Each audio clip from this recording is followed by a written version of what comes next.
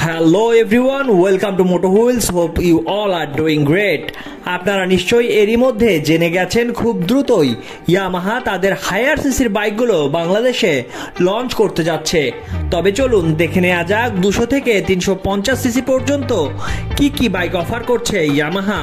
হয়তো এই বাইকগুলো খুব দ্রুত দেখা যাবে বাংলাদেশের রাস্তায়। প্রথমেই বলবো ইয়ামাহা FZ25 এর কথা।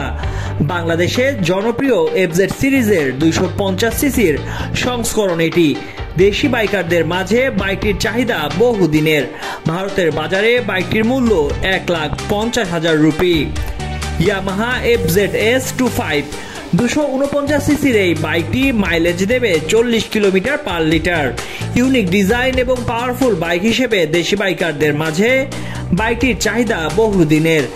ইয়ামাহা R3 ইয়ামাহার জনপ্রিয় রেসিং বাইক আর সিরিজের 321 সিসি সংস্করণ এটি।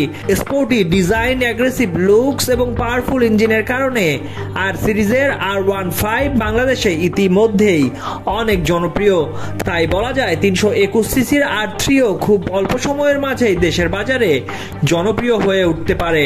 ধারণা করা হচ্ছে বাংলাদেশের বাজারে বাইকটির দাম হবে 9,50,000 টাকার আশপাশে।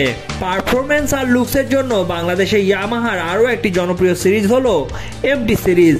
MT-03 MT সিরিজের 321 সিসির সংস্করণ।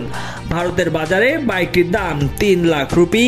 সো ধারণা করতে পারবেন এই বাইকগুলোর বাংলাদেশের বাজারে দাম কেমন হতে পারে। হোপ এই ভিডিওটি আপনাদের ভালো লেগেছে।